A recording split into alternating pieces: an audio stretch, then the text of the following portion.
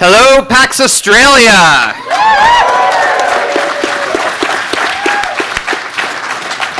Welcome to our panel, Breath of the Wild and the Future of the Zelda series. Last year we did a 30 Years of Zelda panel. Was anyone here for that? All right, a couple of you, so thank you for coming back. We're very happy you're here. We are Zelda Universe. We are one of the largest fan websites and fan communities on the interwebs. You can find us at zeldauniverse.net, and we're also on Facebook, Twitter, YouTube, Twitch, probably a couple others that I've forgotten. Quite a few of us. Before we get started, I'd like to introduce the panel. I am David Johnson. I'm the features editor at Zelda Universe. Yeah, my name's Cody Davies. I run the staff team at Zelda Universe. I'm Tori Valentina. I have a 100% completion on Breath of the Wild, and I work for Zelda Symphony of the Goddesses in Australia. And we also have Sebastian in the audience. He will be helping us with trivia later on, so be ready with your trivia. He's very important because he'll be giving you the prizes. So I don't think this is going to affect a lot of you because we're all Zelda fans here, right? Yeah. So hopefully you've beaten the game, you've saved Hyrule, and know that Link likes to cross-dress a little bit. If you haven't, don't worry, we won't be reciting everything word for word, but we will be talking about the ending, at least in vague circumstances, so hopefully you don't mind too much. So, with that said, let's actually talk Breath of the Wild. So, it goes without saying that Breath of the Wild is probably one of Nintendo's most successful games, at least within this year. It swept so many Game of Shows at E3. It won Best of Gamescom, which is a pretty good achievement. And it's already won Game of the Year at the Japan Game Awards last month in September. And it's obviously a nominee for the Golden Joystick. And we're not done with the year yet, so there's probably some award shows we haven't seen yet. So there's some really cool things later on that this list might expand upon. But it's not just the awards that have done really well. It's actually done really well with the critics. It sits at a 97 on Metacritic. There are only 4 games that have higher scores than Breath of the Wild. Although Super Mario Odyssey may make it number 5, so, we'll see how that goes. But one of those games is Ocarina of Time. It's got a 99, but that 99 is a little bit interesting because Metacritic came out after Ocarina of Time came into existence. There's only 22 reviews on Ocarina of Time, and there's 105 on Breath of the Wild. And if you look at a more modern rendition of Ocarina of Time, the 3D version, it only has a 94, which actually leads us to a very interesting question. Panel, what do you think? Breath of the Wild or Ocarina of Time? Which has Breath of the Wild finally unseated the champion of games? Yeah, look, I think, there's 2 questions there because one of the questions is, has it unseated Ocarina of Time on impact? Because that's, I think, what people talk about. When they talk about the game, they remember they were playing 2D games, suddenly they played Ocarina of Time, their mind was blown, they said, what is this? How could something be this good? And I think Breath of the Wild is definitely the first Zelda game in a long time to cross over into the mainstream, beyond Nintendo fans, to just widespread acclaim in that sense. As far as quality goes, look, I think there are lots of Zelda games better than Ocarina of Time, it's one of those opinions that a lot of people like to talk about their favorite Zelda game, and look, it's not always Ocarina of Time. We've done a lot of polls around the place asking Majora's Mask, Wind Waker, Twilight Princess, all of these other 3D Zelda games, as well as A Link to the Past, the original Zelda 1, and they all have their own fans, but I think for me, Breath of the Wild is higher than Ocarina of Time on my list. Well, I have a very, very heavily dosed nostalgia when it comes to Ocarina of Time. It was the first one I ever played. So, no, I think Breath of the Wild has, obviously this DLC that's coming out. It's too early to call it. But for me at the moment, in its current state, no. Ocarina for life.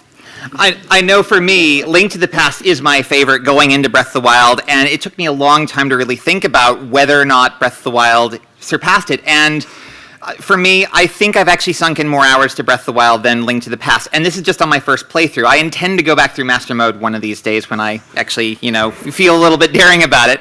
But, for me, Breath of the Wild did come out as my number 1 in the end.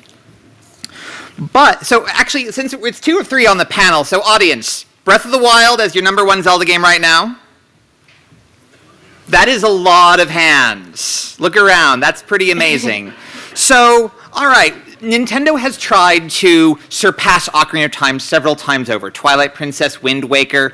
If this number of people can say Breath of the Wild has finally done it, what did it do special that the other games haven't?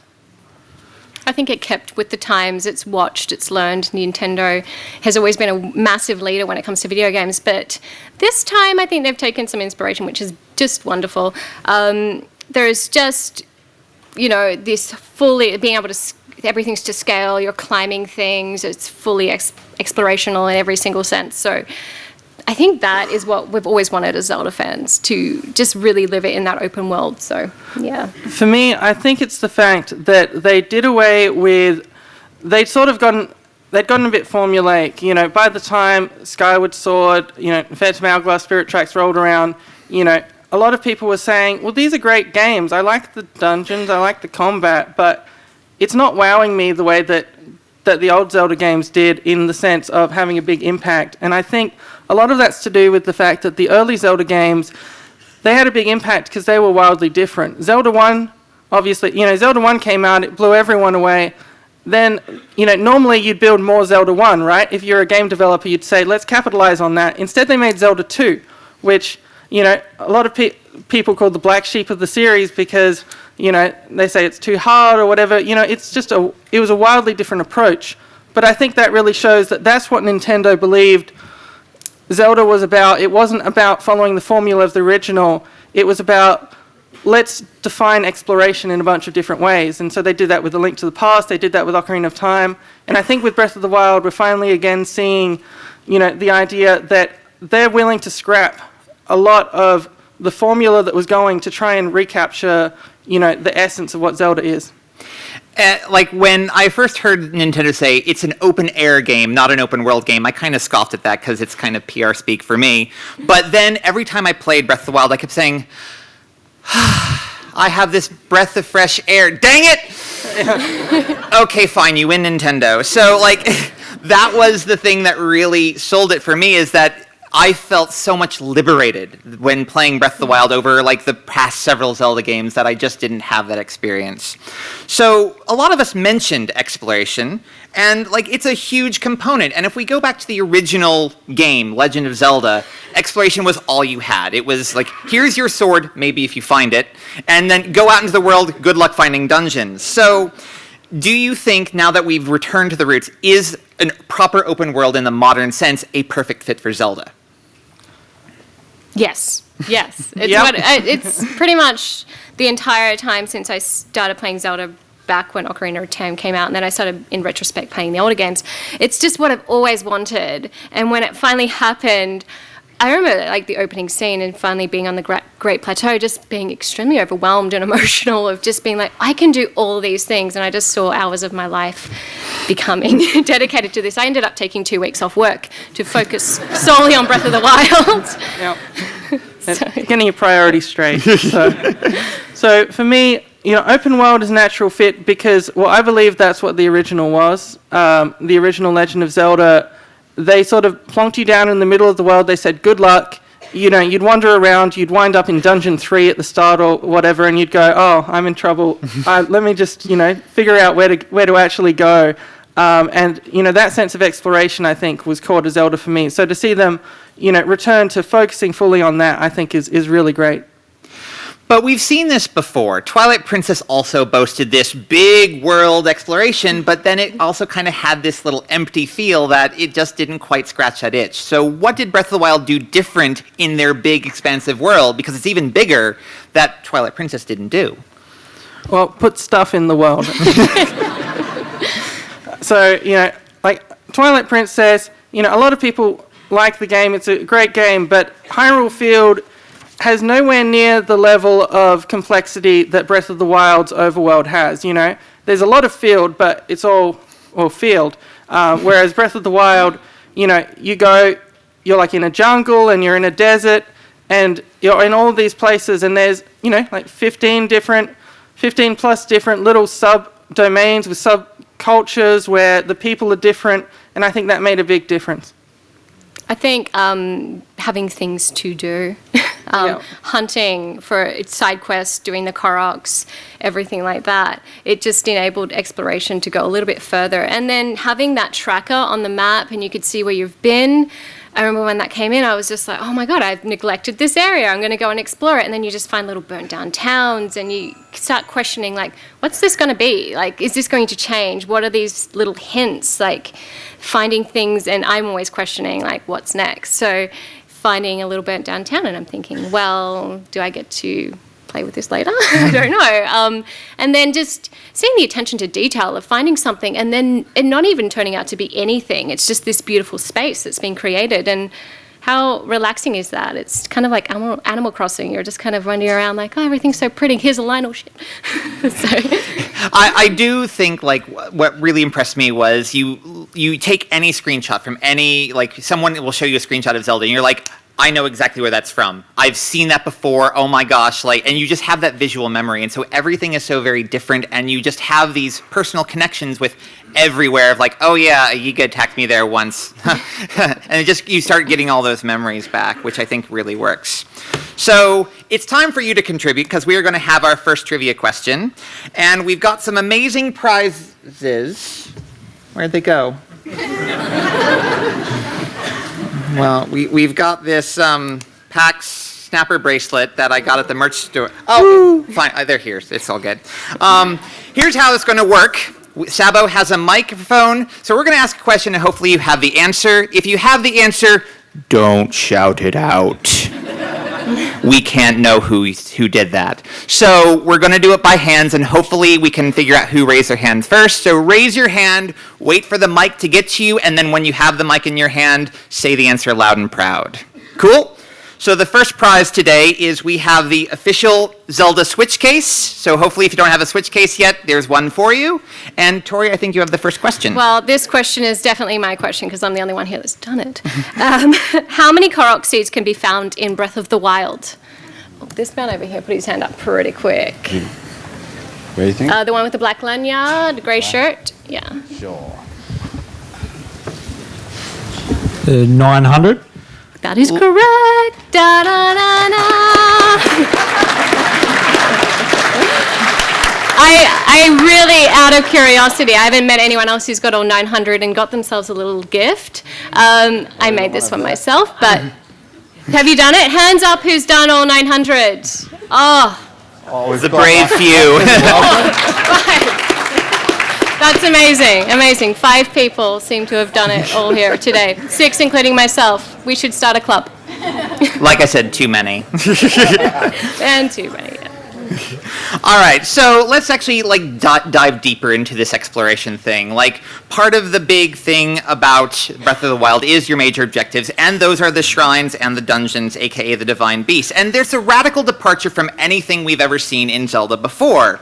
We have 4 big dungeons and these 120 little things, around the map. And really, they're mini dungeons in a different sense, and some of them are wildly experimental, especially the Divine Beasts themselves, where you can morph and shape them. So, panel, what do you think the strongest parts of the Divine Beasts were as being a departure from the traditional dungeon? I think the flexibility of the dungeons. When you think about dungeons that are extremely memorable, they were always evolving. So Water Temple, Stone Tower Temple, Majora's Mask. And the Divine Beasts give you that, so moving it changes the shape of like a small space. Like the Divine Beasts aren't massive, exploration-wise. So having it that you can change that position and then open up new rooms and tilt it and turn it and everything's falling and those puzzles are a lot more complex. That was amazing. The shrines as dungeons, you got to sell me on it because I liked the puzzles. I like having that amount of puzzles, but the aesthetic, just constantly getting that same aesthetic, I loved with every other Zelda game, walking into a temple or a shrine and having a completely different look and a whole bunch of different characters and all different enemies. And so I kind of felt a little bit cheated, but DLC, maybe. So for me, what I loved about the shrines, I think, was the way that at the start of the game, they gave you everything you needed to work with. They said, look, here's your bombs, here's your ice thing, here's your magnetic thing, here's your stasis. all of the puzzles are going to revolve around combinations of these, but you won't know which. Because one of my main critiques of, as someone who plays every Zelda game as it comes out, you begin to see the patterns more and more, and to go into a dungeon, get an item from that dungeon, then every puzzle in that dungeon from then on is like, well, you got a hook shot. Hey, why don't you hook shot that? Why don't you hook shot that? Maybe that enemy can be defeated with a hook shot. Maybe that boss can be defeated with a hook shot. So, after the end, you're like, I'm tired of this hook shot, and then luckily they never use the hook shot again. But in the shrines, it's always, you never know what you're going to get, and I think because there's other games, Okami is a good example of a game where they gave you abilities and let you mix and match them, and I thought that was something that I'd like to see added to Zelda, and they added it, and I thought that was great. One of the things I really liked about the Divine Beast was actually not part of the Divine Beasts themselves, but actually trying to get into the Divine Beasts. I mean, who doesn't love Sidon, my fish husband? He's amazing. Yeah. And just being able to go up and swim and just trying to defeat Varuta as you're going up to it is pretty fun, and that's really memorable experience for me. And so all of that really just worked. And yeah, I think definitely the twisting and morphing things, I definitely wanted a little bit different stuff in there, but certainly, the dungeons were really, really good, and the shrines, they had such experimentalism. I really liked it.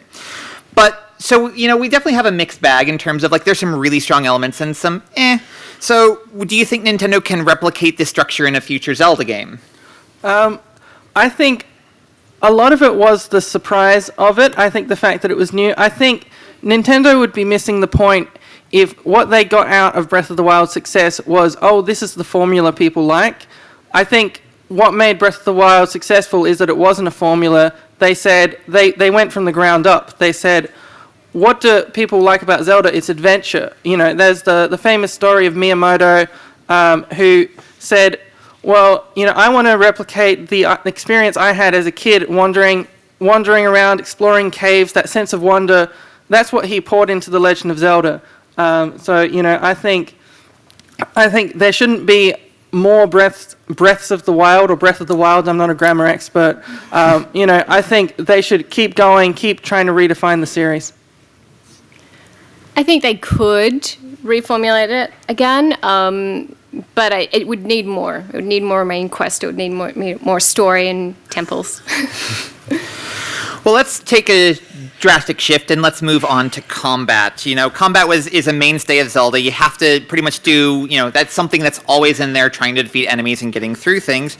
And combat in this game was very different. We had breakable weapons and sort of RPG statistics and environmental factors and not many items to deal with. So, first off, did you enjoy combat? Was it fun, satisfying, and was it sufficiently varied for you? I found it was amazing. With that open world, I remember probably the first 50 hours of the game being terrified to go near a Guardian or a Lionel and just dodging characters, enemies all throughout that game, and then going back to it later and then finally being able to explore something because you can now kill everything in the area. So I found it was really varied. And then obviously as they got stronger, it kept that challenge up, and greatly appreciative of that, Nintendo. Thank you. Yeah, look, I thought the combat was great because it gave you so many options in so many different scenarios, which made it, it made it something that is different than something we've seen in Zelda before. I made a tweet at one point that Skyward Sword Link, loved to just expertly parry and, do all of these, fancy fencing things, whereas Breath of the Wild Link would throw a sword at an enemy and then jump off a cliff and scream, and he didn't care, So, and I love that kind of, he's the Wild Link, and I think that's great. Yeah, it actually took me a long time to realize that there are fewer unique enemy types in Breath of the Wild than there are in the original Zelda. I kept thinking I'm in the Gerudo Desert, there's going to be a land mollusk somewhere. Come on, now, and it never came, and I was actually really surprised by that. But at the same point, I still love just beating up on bokoblins, especially the silver ones, because they give the good stuff. And it really, inspired me. It was a lot of fun, and every encounter is sufficiently unique where you feel like you've never encountered that specific encounter before, and I think it really worked well. So, all right, real talk, weapon durability. Yay or nay? Yes. I really liked it. I feel like the game wouldn't be what it is if you could just get the Hylian shield and a really good sword and you just walk through and demolish everything.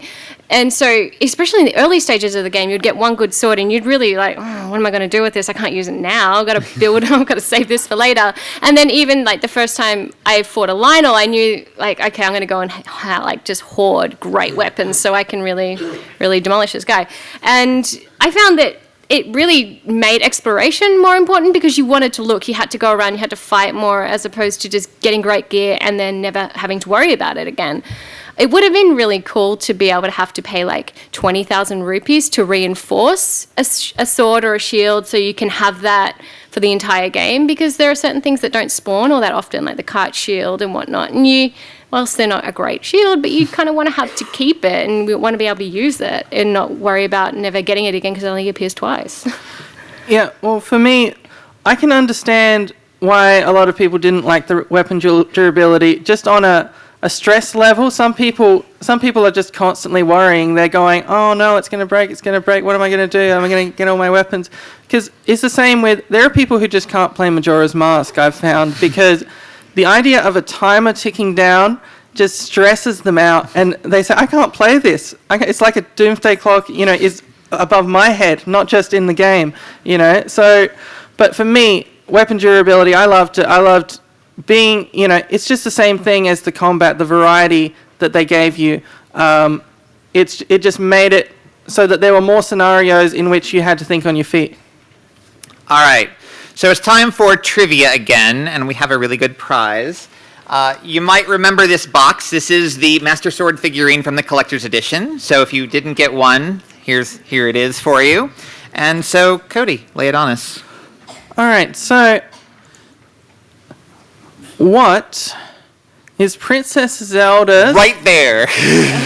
Sorry, I'm going to interrupt you. The girl in the blue.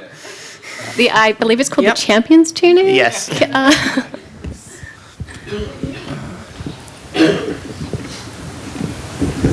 Silent Princess. Yes. Very good. Congratulations. Good. Real good. Oh boy. So that's some pro quiz stuff there. She must be on one of those, quiz bowl teams. Yeah.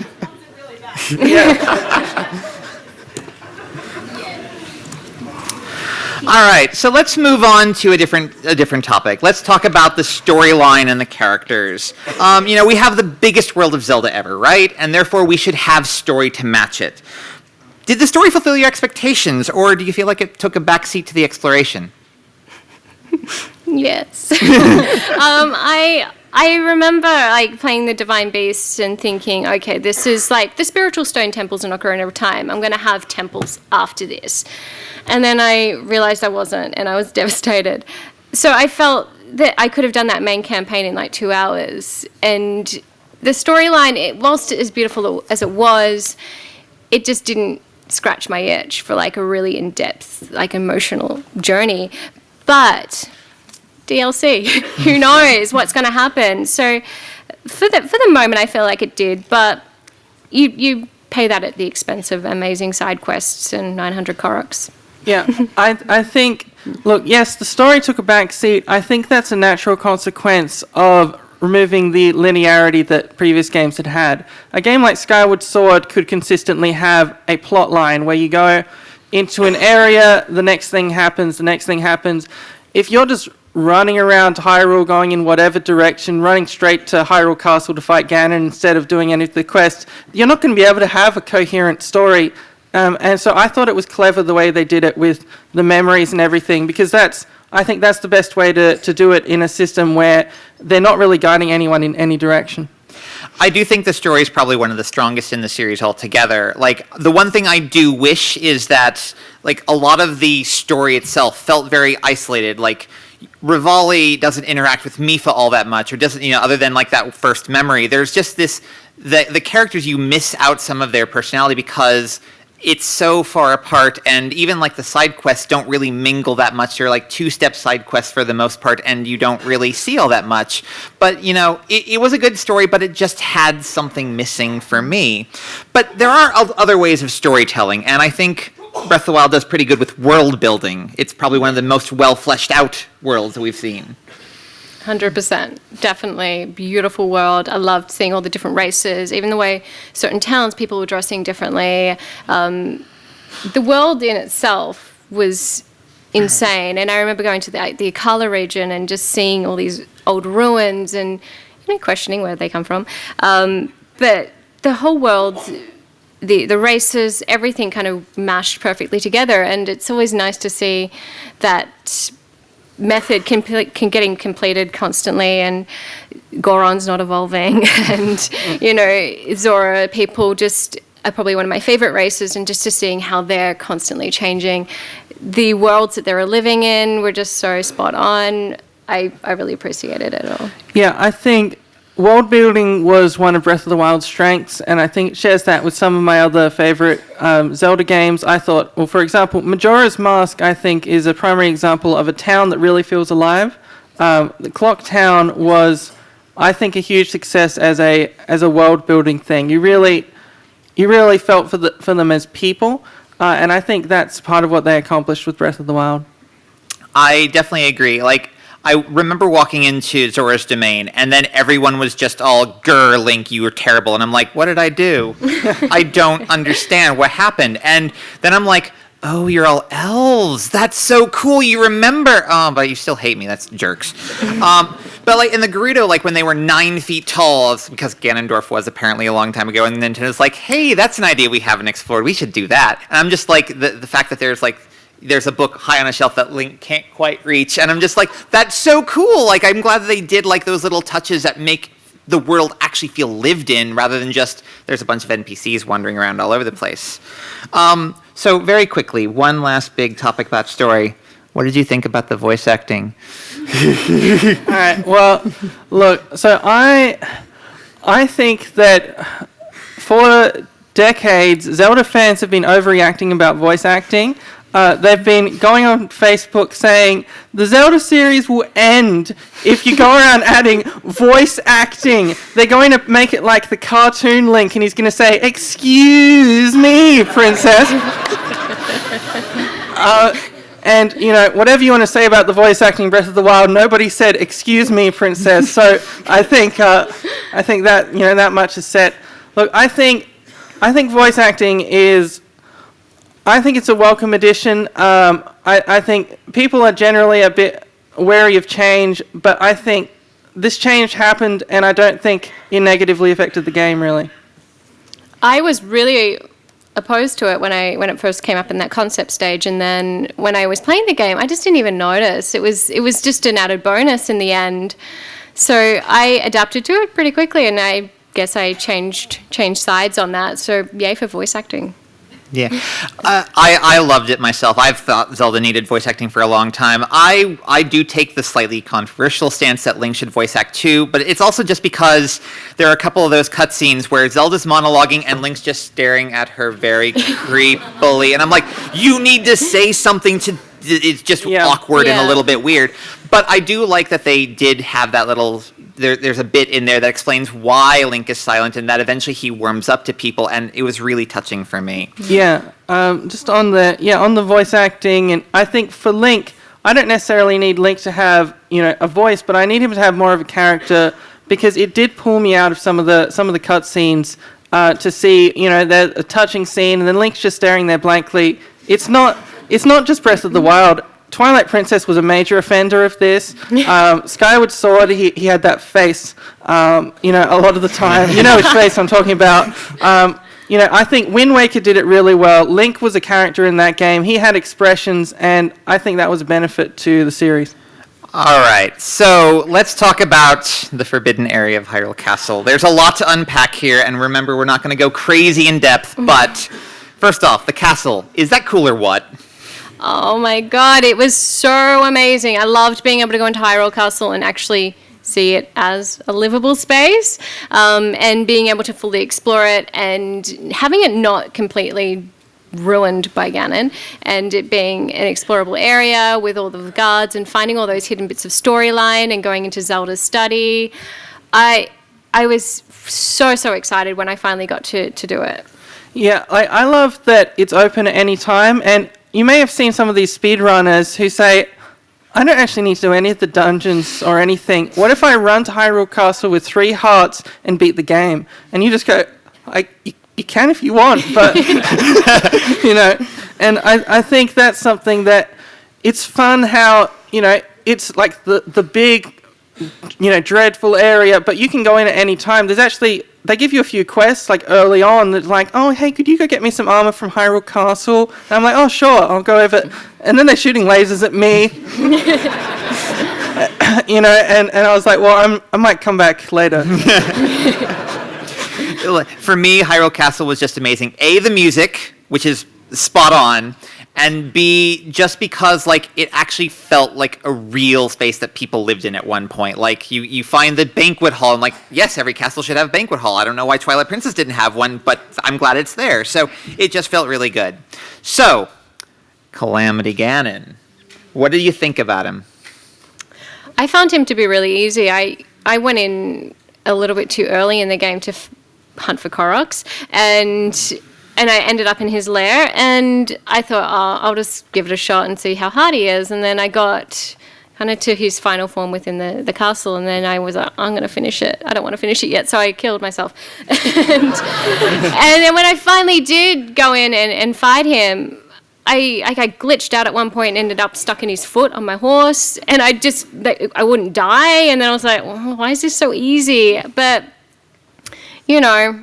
maybe we have to fight him a whole bunch of times. Yeah, or maybe it was easy because you'd been traveling the world and you had, how many Korok seeds do you... I know. I killed Ganon before I got all of my Koroks. Yeah. And before I got my amazing gift. Yeah. It's always funny how in the Zelda series, Link's priorities are so warped. In Ocarina of Time, they say, oh, the world's ending, and he goes fishing. In Breath of the Wild, they say, oh, well, Zelda's hanging on for dear life. Could you please go rescue her? What if I got 900 Korok seeds? But Calamity Ganon, I thought, as a character, he was more of a bit of weather than a character. I feel like he could have been replaced by a hurricane with eyes or something. I think games like The Wind Waker, Majora's Mask had compelling villains with compelling reasons, and it would have been good to see something like that. Cool. Well, it's ready for our third trivia, and we have something very special for you. We have, or actually we don't have, but we kind of have a really special gift, which is the 4 champion amiibo. We actually do have them here for you to look at, but you cannot take with you because they're not out till November 10th. So if you win this one, please stick around after the panel. We will collect your details so we can actually get these shipped to you, but they are there for the winning. So, Cody, it's up to you again. Who's ready? All right. So, how many hit points does a silver Lionel have? You'll be second if he gets it wrong. I saw that guy in the white hat. Run, Sabo, run. Yeah, tired. You were what I saw first. I'm pretty sure it's 4,000. Ooh, no, you're a little low. You are the second person over there. I did see your hand first. Don't want the hand still up? Yeah, hit still hand, Yeah. still up. Dash it, this Go one. ahead and stand. You right there in the center. Or just yell it out, one or the other. I think it was 8,000.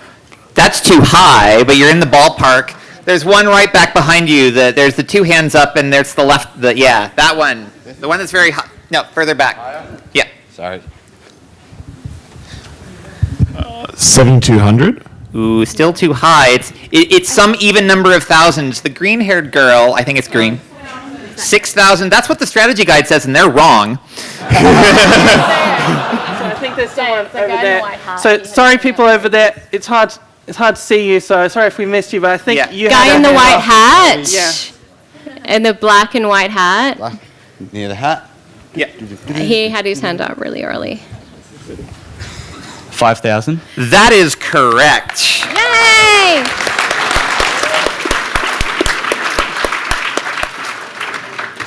So, in case you don't know, the Cody actually.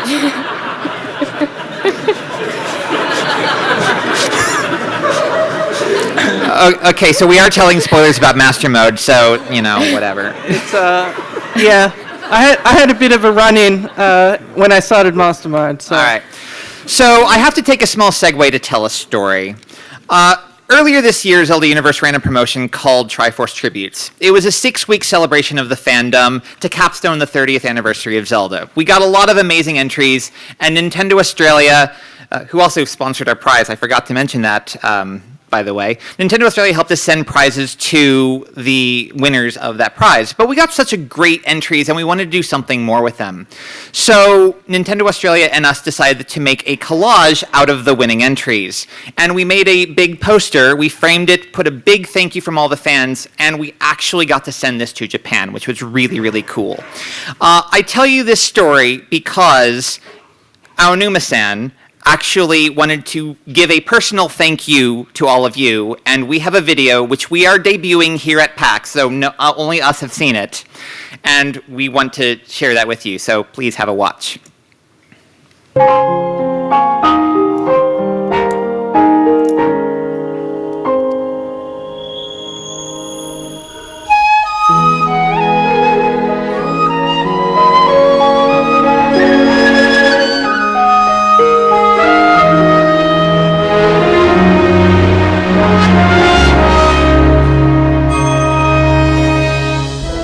Good day!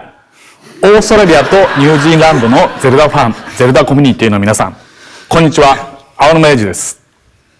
熱心なゼルダファンの皆さんのサポートに、我々はいつも勇気づけられております。ゼルダの開発チームを代表してお礼申し上げます。今年3月に発売しましたゼルダの伝説ブレスオブザワイルドは、おかげさまで多くの方々に楽しんでいただいていると思います。遊び方はプレイヤーそれぞれなので、様々な攻略のアイデアに我々は今でも驚かされております。さて、11月10日にはゲーム内に登場するエーケスたちのアミーボを発売します。開発スタッフチームはエーケスそれぞれの特徴を忠実に再現するため、ディテールにこだわって制作しました。そして年末には追加コンテンツの第2弾、チャンピオンズバラッドを配信します。鋭意制作中ですので、皆さんもう少しだけお待ちください。引き続き、ゼルダの伝説、ブレスオブザワイルドを長く遊んでくださいね。よろしくお願いいたします。チリオ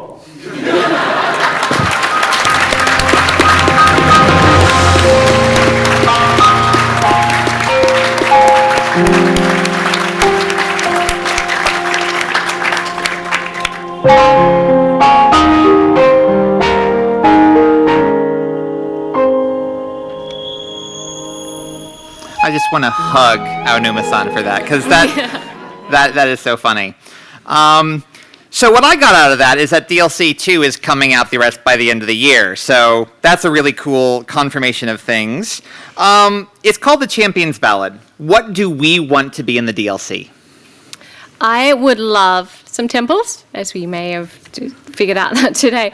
I am considering we've got the 4 champions. I would like to see 4 temples, because I feel like when we did the Divine Beast, they were all Ganon forms of bosses. So I feel that having a temple with some of those not original bosses, but some fully new bosses, that we would go into different areas. It would be like a snow level, and we would have like the Akala, we would have all these different regions, and which would have this temple based around those 4 elements once again.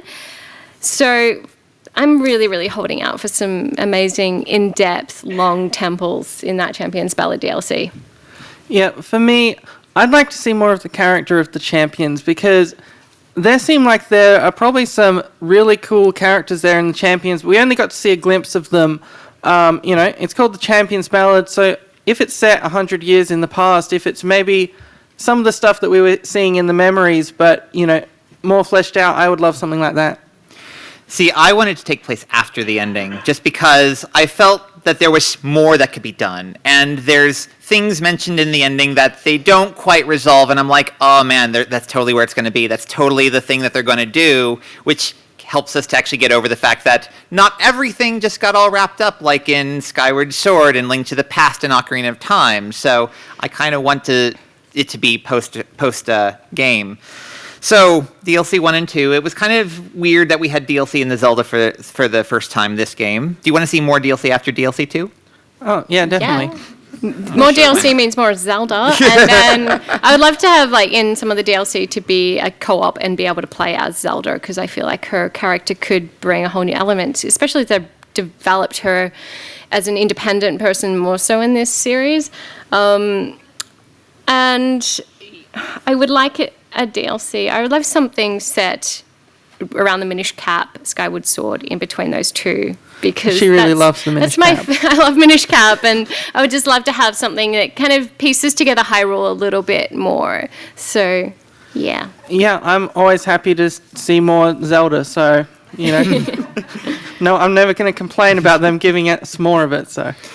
All right, and so we have already heard that Aonuma thinks open world, like he really loves it for Breath of the Wild, and that the next Zelda game will definitely employ it. So for Zelda Next, what things from Breath of the Wild do you want to see retained in that game, and what things from Breath of the Wild do you not want to see in the next game? All right, well, look, what I like about Breath of the Wild is definitely, I love that it's open world. You know, I've mentioned it several times, but I think it's a return to the original game in a way that, you know, it was gradually getting formulaic in a way that was maybe, you know, missing the spirit of the original. And so I think, you know, that's great. I think some of it is stuff that only works in Breath of the Wild, though. In terms of the way that I don't want to collect another 900 Korok seeds or another 1800 Korok seeds. If they add another DLC, that's okay. The only Technically, DLC you that I didn't won't collect them, yeah. Cody. The only DLC that I wouldn't accept is one that gives another 900 Korok seeds. I would love to see that heavy focus on side quests once again. I really loved having that as a means to explore. So I'd love to have that returned. I'm kind of over the Guardians. I feel like after those kind of temple dungeon type things that they've tried to give us, I want to see back to like Ocarina of Time, Majora's Mask, those types of formulations and I just want to be able to climb everything once again. Like, bring that back, open world, climbable, and then I love being able to jump off cliffs as well and survive. I love the number of towns. Like, I love that they're just so, like little towns nestled away everywhere, because Hyrule's a kingdom, and it just feels a little bit weird with Castletown and Kakariko, and that's it. And I'm like, I love the fact that there's just so many places to explore, and that it just feels really big. As much as I love the memories, I really do love them. I think that's been done. I don't think we would have a good way of doing that again, because it just feels the same thing over again. So I want the story to like really take center stage, and I think that'll be good. And one last question before we kind of wrap up. 3DS. Like, I have my Switch. I love my Switch. I stopped playing my 3DS the moment I got my Switch. Do you want to see another Zelda for 3DS?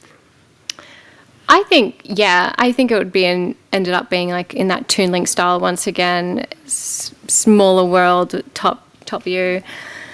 I think there's a possibility for it, but if they can port it to Switch as well, it would be really good. I mean, look, my opinion is that everything should be on Switch now, because I have a Switch and it's great, and and you know, it's I have a 3DS XL because I like the bigger screen. The Switch is a bigger screen, so you know, I think that part of the question here though is, would we like to see more of the style of Zelda games that we see in handheld games? Because these top-down games, you know, the Minish Cap and the Oracle games and Link's Awakening had a different style, and I'd like to see more of that. But I think that would suit the Switch just as well as a 3D Zelda game would. I agree with that completely. So we have one last giveaway, and I think you're going to be excited for this one. We have a copy of Breath of the... Oh. Did one of you guys squiggle on this? There's some mark... Okay, it's Japanese. Let me try to decipher it. It's pretty bad. Aonuma AG. We have a signed copy of Breath of the Wild. So everything else you can buy, this money will not be able to get. So I imagine we're going to have some big hands for this one. So help me to find the hands. You don't know what the question is yet. What's the answer? Give it to me. All right. A good prize deserves a good question. So I hope you don't mind that I made this one a little bit hard. How many towers are in Breath of the Wild? Oh. Back there, way in the back. Yeah. Yes. No, you passed him. You're passed him. you're too far, too far. Too far. That's Too fine. far. That's fine. Tall hand, I saw. Sorry. Third okay. straight in front. We'll do you second. So you go ahead and stand up back in the back. But Sabo, it's to that guy right there. I think I'm he's sorry. wearing a red. Yeah, there you go. that There's guy. number one. Yes. How can you have a tall hand? See, this is an open world adventure. 16. That is too high, but you were really close. Back there in the back. 12. That is too low. All right, now I lost them. I think that girl on your right. I think she was pretty. 14. No. No. Oh God. I want to grab Tom. Pick someone over there because it's very hard to sorry. see these people over here. So we'll just lottery this one, I hope. You can blame Sabo if he picks not you.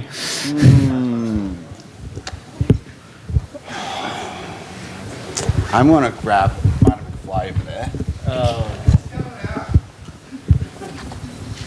16. 16 was already guessed. Sorry. Tut tut. I feel like we should almost try and change the question now. It's getting too. So there's a person in the black shirt, like straight through there. Your left hand is up. Go ahead and stand. He does not know I'm talking about him. Not you. Sorry. Next to you. Yeah, that guy right The there. Coke bottle. 15? 15 is the right answer.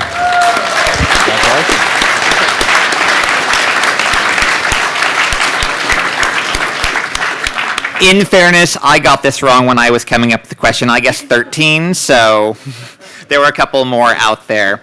All right, so this concludes the part of the panel where we talk about what we like to talk about. So now it's time for you to tell us what to talk about. We've got about 13 minutes left. There are 2 audience mics on either side. Well, there will be on either side. So please give us your questions if you have something burning that we did not discuss. We have to kind of speed through everything. So if you've got questions, lay it on us and we will gladly ask. There is the mic. Yeah, so don't put your hand up. Go and stand at the mics on either side if you have a question. All right, go ahead. Yes, sir. G'day. G'day. Good day. Good day.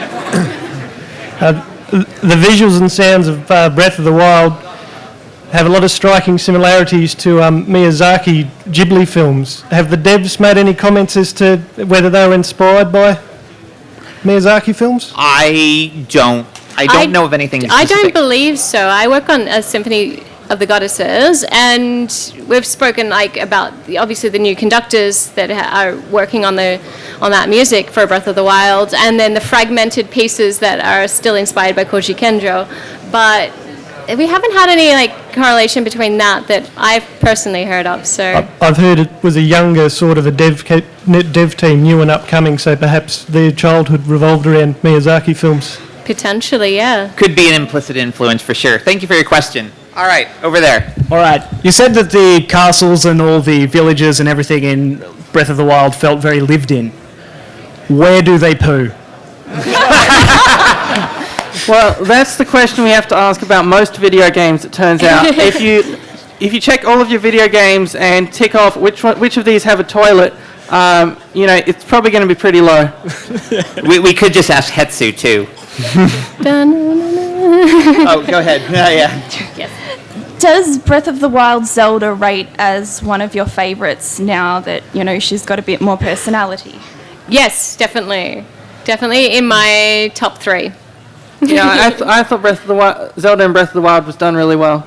Yeah, like the fact you're saving her, but you're not saving her. She's actually taking a charge and actually fighting, and I think that's really, really important, and I think I definitely want to see that going forward, too. And she wears pants.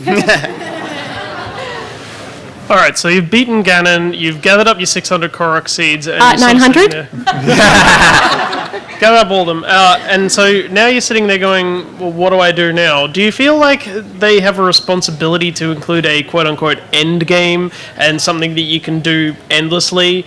Or is it just going to be that they give you DLCs, that fuels you a bit, and then it ends?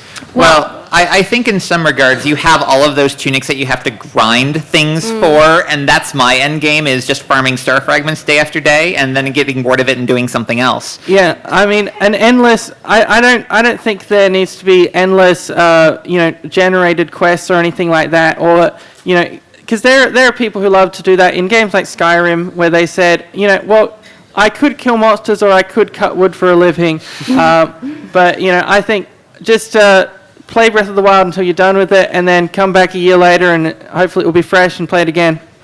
Yeah, I think Master Mode enables a replay in a sense, but there are a lot to do, and I have 100% completion rating, but I still haven't upgraded all of my tunics, and I haven't even upgraded my Master Sword fully yet, so I've been holding off. Thank you. Over there.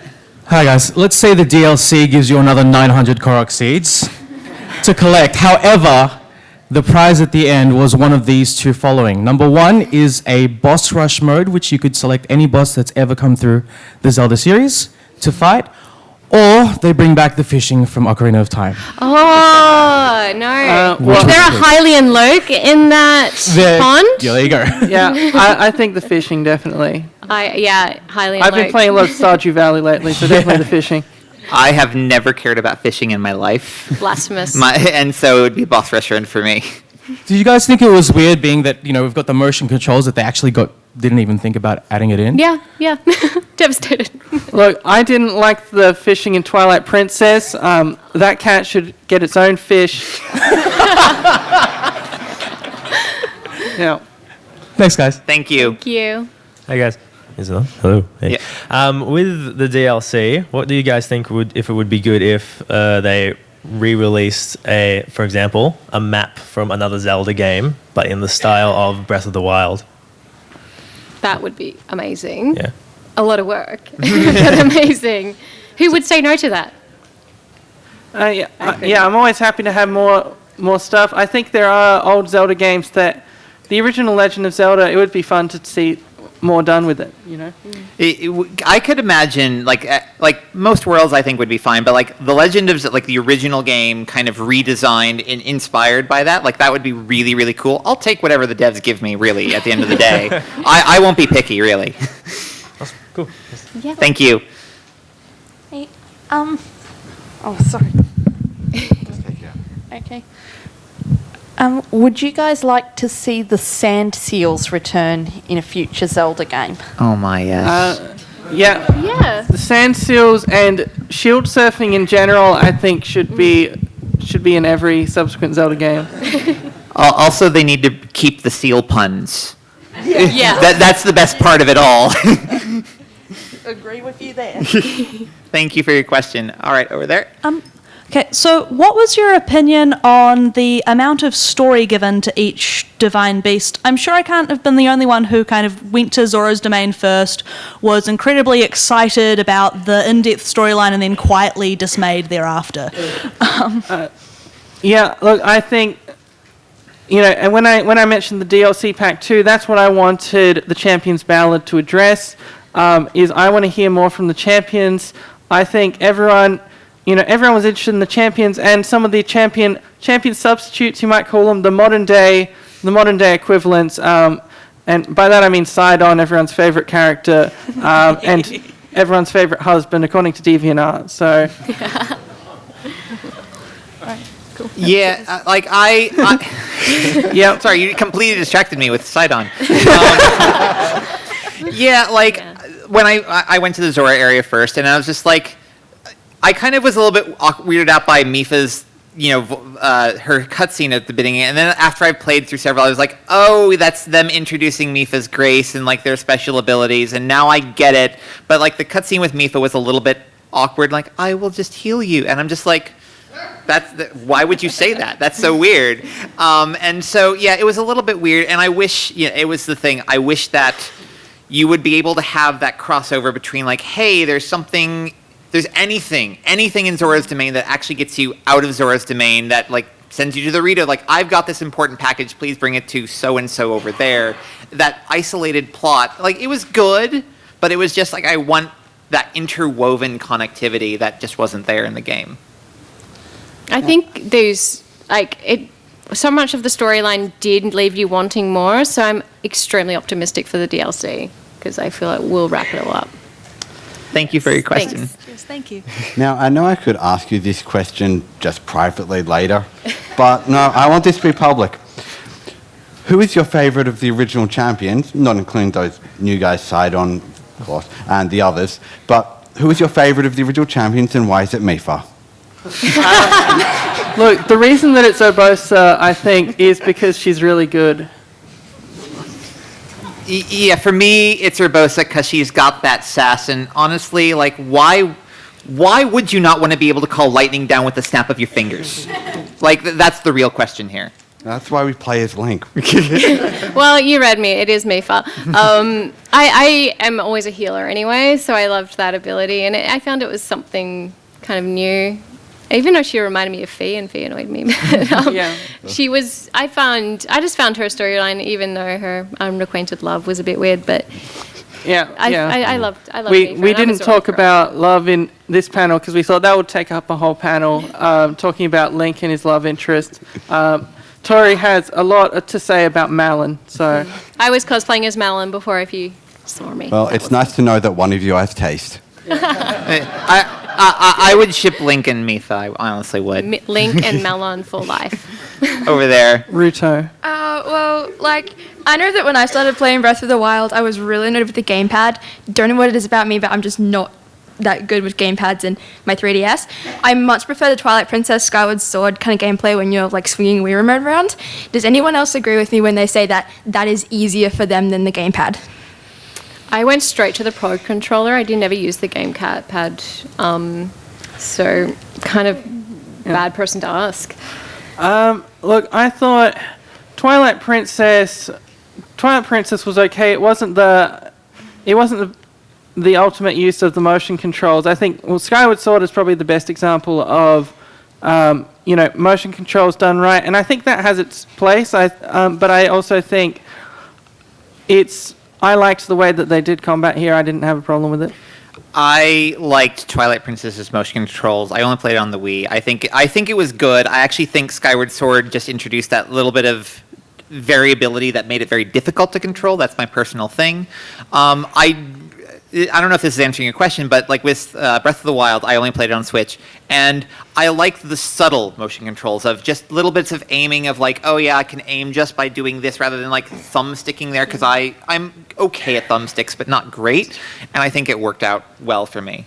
Okay, because I don't have a Switch. I only have a Wii U. So yeah, so yeah, I don't think any of us have played it on. No, I've never played it. I'm stuck with the gamepad, and I'm really bad with it, so. Yeah. I did. It was cool. Yeah. I'm not good with it, so. But yeah, thank you. G'day, mate. Back G'day again. Removing the objective answer of Sidon, in Breath of the Wild, which waifu is best waifu? Paya. Ooh, I didn't think about that one. I thought of Paya. I like Riju. And granted, it might be a little bit weird because she's really young and I'm not that young, but I liked her character a lot. She's just got that. She's like Urbosa, but doesn't have, she's just that very kind of self-confident, but still you get to see her, vulnerability with the Thunder Helm got stolen, and that's kind of weird for me and all that. So I really liked her character. She was one of my favorites. I would go Pyre as well. Yeah. Keeping it original. And, I think Link in Ocarina of Time came from Kakariko Village originally. So I think there could be some timeline thing there. I'm just... You were probably one of our last questions, but there might be time for one more if anyone has Yeah, I know we don't have a lot of time and it's a bit of a big question, but do you think that the next Zelda game, if we go to a more story-driven approach, is going to need to go away from the go anywhere? Like personally, way back when I was in uni, I had this idea of multilinear storylines where you have branching points and you have different stories, and I think it's possible. I mean, certainly, like, I also keep thinking, like, yes, Link should be able to have love interests, and you should totally be able to Harvest Moon that stuff, and it should be really easy to customize story around it. I'd like to think it's possible, and I'd love to see it. Yeah, I think there's still room to improve on creating a great story while still being open world. I'd also, at this point, be happy if they went back and did a slightly more linear one again, as long as it wasn't on rails, which Spirit Tracks was literally on rails. We're out of time, Yeah. so Well, I don't want to. we'll get your question really quick, and then we'll call it a day. Thanks, guys. I really, really love the Tarrytown side quest. Oh, Absolutely. so good. So, tell me what you guys would have loved to have been added to Tarrytown as part of the side quest. Like, sky's the limit. Mini games. Yeah. Yeah. Or I would have loved the Tarrytown mechanic to be added to be able to build up more places, to be able to build up more old ruins that you see lying around and say, let's populate this world again. That's something that I would have really loved. Link's house should have been in Tarrytown. Yes, absolutely. Holiday house. So, all right, that is unfortunately all the time we have. Thank you so much for coming. Thank you. And absolutely have a wonderful, good rest of PAX. yep. If you see us around, we're always happy to talk about Zelda. And we might be outside afterwards if you've got questions that you've just come up with. So thank you. You're welcome.